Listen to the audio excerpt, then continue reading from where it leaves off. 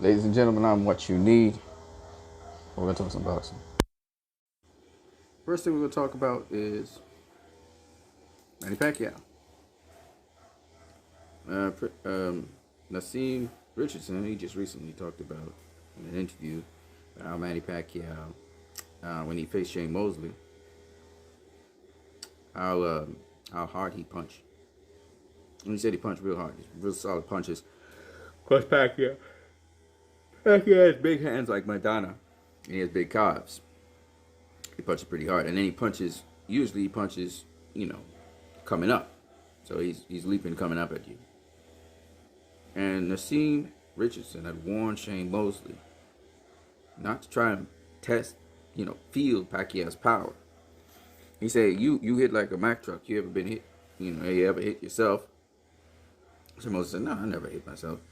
And he said, "You think Pacquiao ever hit himself?" He said, "No, Pacquiao never hit himself." I said, "Well, one of you guys gonna feel the other guy's power tonight. Both of y'all guys are knockout artists. Both of you guys stop people. One of you gonna feel the power." And Mosley said after the fight that he'd never been hit by anything like that. And what a lot of people say is that it's not that Pacquiao's punches, you feel them a lot, but it's just how quick and sharp and impactful they are and they're so effective because they produce that crippling effect on your body. It's so sharp, it's so fast, and it's also quite compact. Mosley and Mayweather described it as nothing that they never felt before in terms of power, in terms of how sharp and hard the punch is, but definitely something that gets your attention, definitely something that gets your body's attention. Like after you get hit by a punch like that, your body literally kind of seizes up and you'll fall back. And you saw when Pacquiao hit Mayweather with the punch he hit him with, it literally knocked Mayweather off balance and knocked him back. Now, Mayweather saw the punch coming, so he was able to brace for it. Mosley didn't see the punch coming at all. And so that probably is the difference why Mosley got dropped, whereas Mayweather didn't get dropped. So Mosley was more relaxed and then got caught. Whereas Mayweather, he was relaxed. He saw the punch and he started to brace for it. So he got hit by the punch and it still knocked him back. Okay, his knees kind of sort of gave out under him. And the second time Pacquiao caught him with the punch in the 6th round, again, it buckled Mayweather. You saw him stagger, and he was kind of discombobulated and uncoordinated after a punch like that. That's a punch that knocked out Ricky Hatton. Pacquiao got that kind of power.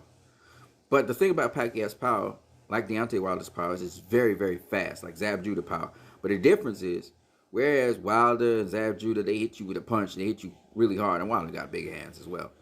And they stun you, and they may not put you down, but they will stun you. Pacquiao's punch is so compact. It's a compact punch. What I mean by that is his fists are so big and strong and compact. It's like a weaker version of Marcos Maidana's punch. Pacquiao has a punch that's it's not thudding, but it has that thudding action. It's really faster than it is thudding. Like for instance, Deontay Wilder, he got hard. Deontay Wilder, Danny Jacobs, they got really fast punches with a really good, solid snap to them. Thomas Hearn, same thing. Mark Breland, same thing. Their punches, in terms of power, in terms of thudding power, they don't have thudding power punches. Okay? George Foreman, Ernie Schaefer's, Gennady Golovkin, Sergey Kovalev, they have thudding punches. When they knock out a guy, it's because the sheer power and weight of the punch and just the density of the punch, very compact, dense punches, knock out the opponent. Okay? So Pacquiao's a mixture of both. He's a mixture of speed and a very compact, not thudding, but very solid punch. He hits you with a punch that's very solid. His hands are very solid. You look at his hands and his calves, they're huge. And so Pacquiao's like a crossover between Marcos Maidana, Sergey Kovalev, or GGG, and a Deontay Wilder, Danny Jacobs. He's got a very, very solid punch, and he's a small guy, so it's not as compact and thudding as a Sergey Kovalev or a Triple G, because he's not a big dude. He came up from so many weight classes, but it is compact and thudding. And it's brutal. It'll cut you. It'll bruise you up. It'll really hurt you on the inside. And he throws many of them, and he throws with force and power and leverage. So that's the difference between Pacquiao and some of these other guys. And it's the spring action from his feet really add to that. And so if he catches you right, you're going to go down. All right, especially if you don't see the punch. You're going to go down. He's going to knock you down with the punch. That's what he did to Keith Thurman. And Keith Thurman's a solid, big, strong welterweight. And he was able to deck Keith Thurman with a very, very fast combination, but with some great power at the same time. He puts in some leverage behind his punches. He puts in quite a lot of oomph in his punches. I want to talk about another person. This is a fighter that was an amazing fighter. And I'm going back to the days of Sugar Ray Robinson, and just a little bit before Sugar Ray Robinson's time. I'm talking about Georgie Abrams. Now, Boxing Librarian did cover this guy, but I want to talk about aspects that Boxing Librarian did not cover. I actually watched footage of Georgie Abrams fighting. And I'm going to tell you his style, first of all. Georgie Abrams was basically an inside fighter, but not in your typical inside fighting way. He wasn't like Jake LaMotta. He wasn't even like Ralph Tiger Jones. He wasn't like Gene Fullmer, who used the high guard. He wasn't crazy and wild. He was very systematic in what he was doing. He had beautiful bob and weave style, beautiful head movement. He could also box on the outside. He was very good at boxing. But most of his boxing was to get to the inside to do the inside work. I saw footage of him versus Sugar Ray Robinson, in which he was very game. Sugar Ray Robinson even testified to the fact that he was his toughest opposition, never faced him again, because obviously when he did face Sugar Ray Robinson, it was at the end of his career. He had just faced Sedan and had been defeated by him. Now, he faced Tony Zale as well. I couldn't get footage on that, so I don't really know what happened, but one of the judges scored it 8 rounds to 7. It seemed in that judge's eye that that fight was close, because he also knocked down Tony Zale. Now, what can I tell you about Georgie Abrams? A lot of things. He was a classy boxer. He faced, guys like Charlie Burley and got a draw with him. He faced guys like Coco Kid, and he defeated Coco Kid. And Coco Kid was a welterweight world champion in the colored boxing world, and several others. Okay, so he had faced guys on Murderer's Row. He had faced several other really legendary fighters. Now, he was a little bit before. It really was a little bit before Sugar Ray Robinson's time. Just like he was around the time, he was a contemporary of Charlie Burley. Okay, so he had gotten a shot at Sugar Ray Robinson. I'm trying to remember if it was before he became world champion or after he became world champion. I can't remember. At welterweight, but he had a shot at Sugar Ray Robinson, and we see the footage of it.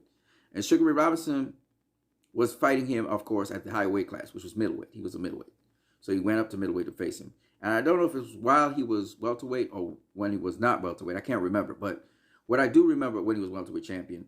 But what I do remember is that when I look at the footage of the fight, he was totally in the fight. And Sugar Ray Robinson, like his typical style, he would throw flurries, bowler punches, a lot of body punches, and Tony and Georgie Abrams was handling that shit, right? He was rolling the punches, catching the punches, blocking the punches, and then he would come back with his punches and his combinations. Sugar Ray Robinson had to try and box him from a distance, and that was hard to do because he was bobbing and weaving and getting inside of Sugar Ray Robinson's jab.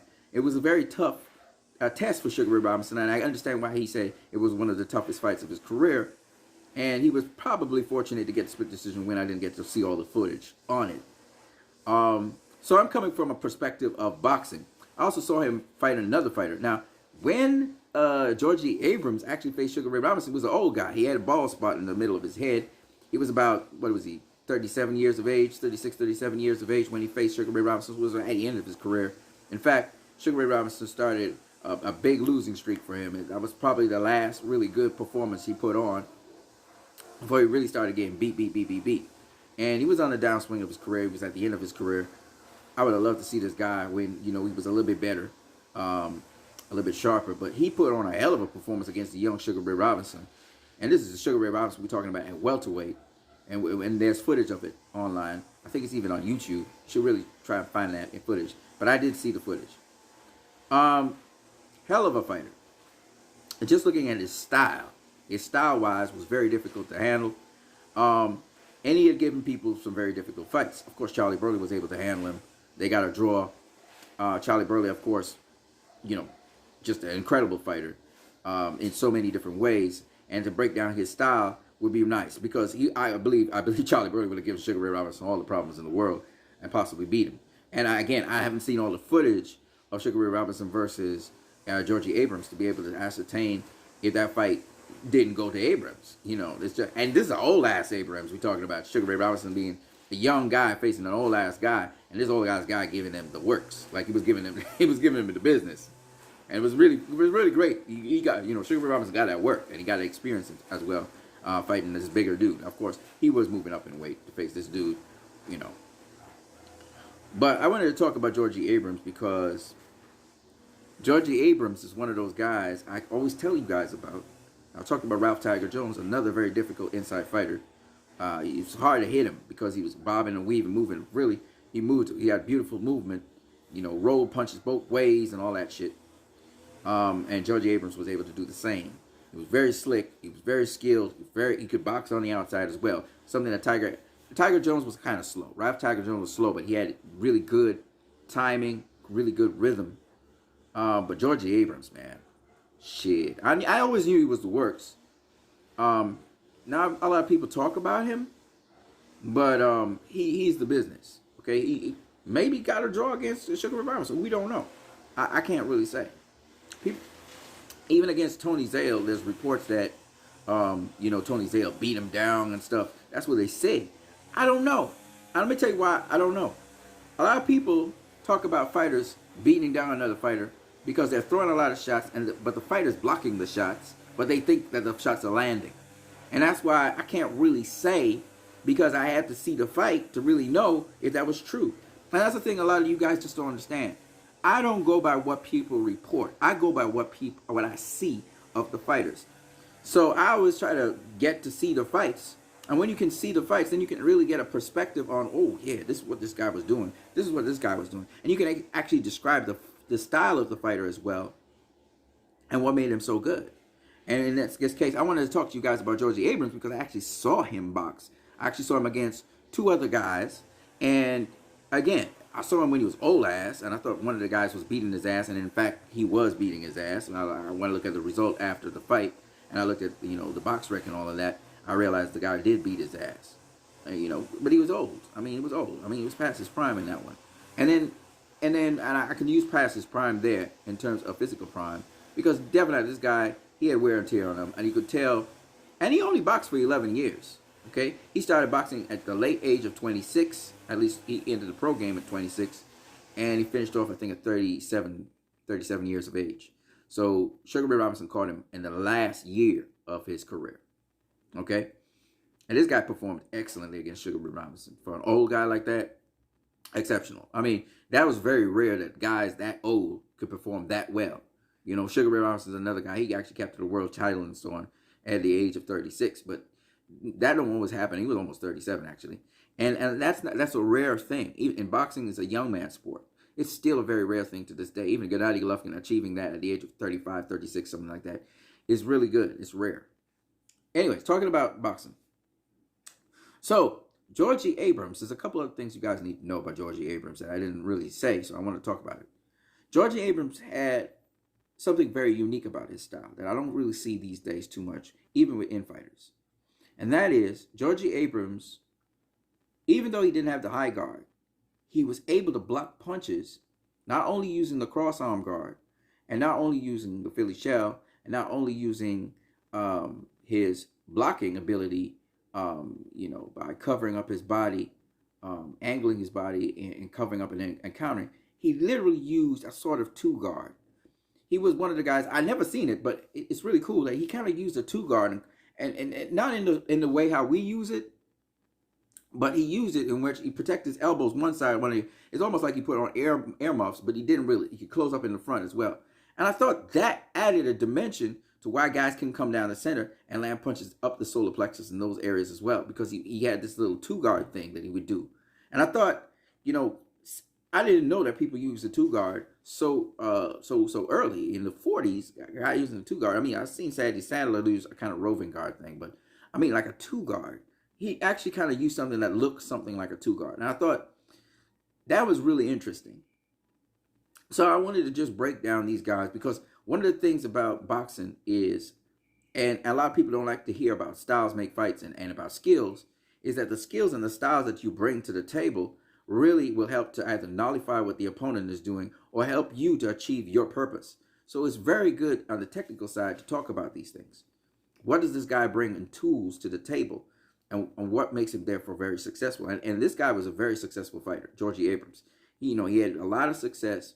I think he was stopped 4 times in his career, or 3 times in his career. One very early in his career, and then the others basically after he was past it and he was in his final year of his career, he got stopped a couple times. Okay, but while he was functional as a boxer, he had never been stopped, other than those times. But Georgie Abrams was just, defensively was really good, brilliant. He did still get hit by some punches, but defensively speaking, more or less, Sugar Ray Robinson used to throw a flurry of body shots. Not very innovative. He just throw 1, 2, 3, 4, 5, 6, 7, 8, 9, 10, right? Sometimes he mix it up to the head, to the body, but he throw them very, very fast. And Georgie Abrams, for the most part, blocked most of them. All right, he blocked most of them, and like I said, it's something like a two guard he kind of used, and kind of blocked it and caught the shots and covered up so that Sugar Ray Robinson could really throw. We throw his combination, his trademark combinations. They weren't really landing. He wasn't very effective with that. And I thought in between that, he would catch punches and shoot. He would catch and shoot to his pace. He was not as fast as Sugar Ray Robinson, so he would catch and shoot. And something that I just loved about it. And he wasn't just a guy that could cover up. This is a guy, he roll punches and come back with something. And I thought that was just brilliant. And he kind of reminded me a little bit of Emmanuel Burton to some degree, because he would roll punches one way or another. Emmanuel Burton put a little flair behind it and stuff like that. But he rolled punches either way, and he rolled it down low as well. And he rolled his head too with the punches. It's just crazy what he do, and ride punches and all that shit. And I just really liked it. I wanted to talk to you guys about this because I think that this guy is an underrated boxer that we don't really talk a lot about. Sugar Ray Robinson only faced him once in his career. Obviously, he never got a second shot at him anyway.